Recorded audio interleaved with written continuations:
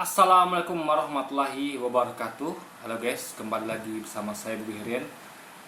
Kali ini saya ingin membahas sesuatu yang penting ya. Gini guys, ada orang yang nggak memahami tentang kenapa ada umat Islam atau ada orang Minang yang tersinggung atau marah ketika ada orang orang manapun itu, bahkan dari orang Minang sendiri atau bahkan dari Islam sendiri yang membuat label masakan Padang yang ada daging babinya. Ya. Masakan Padang, apalagi dengan label masakan Padang babi ambo. Karena ambo itu bahasa Minang, ya artinya aku, itu identik dengan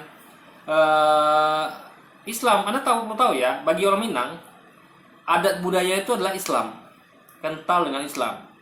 Jadi Anda yang tidak tahu budaya Minang, makanya belajar ya. Anda perlu tahu bahwa adat Minang itu adalah adat bersandi sarak, sarak bersandi kitabullah. Dan itu ada sejarahnya. Kenapa bisa begitu? Itu adalah adat budaya yang harus kita hargai sebagai orang Minang sendiri ya, atau bahkan di luar Minang harus menghargai itu. Jadi jangankan orang luar, orang Minang pun harus menghargai itu, gitu kan harusnya kan. Jadi kalau kita ngomong tentang Minang atau berbau Minang kayak masakan Padang, itu kita harus ngerti bahwa budaya Minang atau yang termasuk dalam itu adalah kayak Padang, Payakumbuh, Bukit Tinggi yang merupakan bagian dari Minang itu identik dan sudah terikat atau terjalin dengan Islam, karena budaya bersumber dari Islam, ya kan?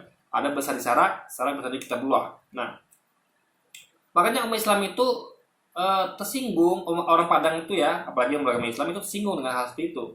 Suatu yang tidak pernah dibuat sebelumnya. Masakan Padang itu ya, kalau Anda ngerti ya, di mana-mana itu orang tahu kalau kita cari masakan halal di mana, ya di rumah makan Padang. Masakan Padang, orang tahu itu pasti tidak ada sejarahnya ya, dari dulu ya, dahulu kala itu yang haram tidak bakal ada. Jadi orang sudah terkenal ke seluruh penjuru dunia. Orang kita mau kemana saja, kalau mau cari makan halal ya masakan Padang, satu alternatifnya gitu kan. Nah ini lalu ada orang yang absurdnya ya menyamakan ini dengan sejarah bakso. Nah, ini perlu kita terangkan biar orang-orang ini agak paham. Jadi ada orang yang mengatakan bahwa kenapa begitu? Ini kan kreativitas, sesuatu yang tidak ada sebelumnya lalu dibuat ada. Misalnya kan nggak ada sebelumnya itu daging masakan Padang, daging babi, masakan Padang yang non halal. Dan itu kenapa dimasalahkan? Nah, sedangkan bakso ya, bakso itu kan juga seperti itu, padahal tidak seperti itu. Nah, ini kita mau jelaskan. Jadi yang perlu Anda ketahui ya, mereka sampaikan bahwa daging bakso itu sejarahnya adalah namanya tuh dalam bahasa Cina adalah bakso, spasi so. Itu bahasa Cina ya. Jadi bakso itu bahasa Cina gitu kan, klaim mereka. Dan mungkin benar saja mungkin kan. Anggaplah benar itu sejarah. Enggak masalah gitu kan. Nah, dulu orang Cina itu membuat bakso itu yang daging digiling itu ya supaya lembut itu hanya dari daging babi, tidak dari daging lain. Nah, tiba-tiba orang-orang Islam Nusantara mengadopsinya jadi bakso yang daging gilingnya tapi bukan babi, tapi ayam, sapi, itu ikan. Karena kan daging babi bagi orang Nusantara yang beragama Islam dilarang, haram. Nah, lalu lihat itu, orang Cina aja nggak marah ketika bakso mereka nggak lagi pakai daging babi di Nusantara. Nah, itu yang tidak dipahami mereka ya, bahwa bagi orang Cina ya, itu daging selain babi nggak masalah, halal bagi mereka. Jadi bagi mereka daging babi halal, daging selain babi halal. Tapi kalau dibalik bagi orang Padang ya, orang Islam Padang ya, orang Padang, orang Minang itu daging babi haram, selain babi halal. Jadi Anda harus paham ini. Bagi orang Cina semuanya halal ya, mau babi maupun non babi. Tapi bagi orang Padang, orang Minang, daging babi haram, gitu guys. Nah, jadi jangan dibalik. Jadi ketika orang Padang, masakan Padang yang biasanya halal dikreatifikasi dengan yang haram ya, mereka tentu singgung. Karena bagi mereka babi itu haram. Suatu yang dilarang kok dibuat gitu kan. Tapi bagi orang Cina ya, karena bagi mereka daging sapi, ikan, ayam itu halal, sehingga bagi mereka nggak ada masalah. Mau dibuat itu nggak ada masalah, malah bagus bagi mereka. Kenapa? Artinya bakso mereka mendunia tanpa melanggar aturan mereka, tanpa dibuat suatu aktivitas yang melanggar dari kepercayaan mereka gitu loh. Apa yang menjadi ini mereka sama kayak misalnya kayak saya punya anak saya yang tidak pernah saya larang main olahraga apapun itu ya, bukan anak saya yang saya larang olahraga apapun selain olahraga misalnya olahraga tinju. Nah, saya nggak boleh olahraga tinju misalnya, apapun itu boleh, mau sepak bola, mau basket, apapun boleh. Tiba-tiba ada anak seseorang ya, itu bawa anak saya main tinju, olahraga tinju. Nah, saya tentu marah. Kenapa? Karena anak saya nggak boleh kan tinju.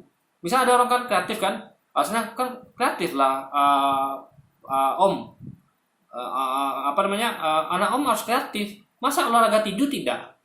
Ya kan? Saya katakan tidak boleh. Gitu. Ini sesuatu yang saya larang tuh jangan dibuat, nggak boleh, ada harus menghargai itu. Nah, tapi terbalik, misalnya anak orang itu biasanya hanya biasa main tinju, nggak pernah main bola, main voli, basket, nggak pernah, ya kan? Nggak pernah guys.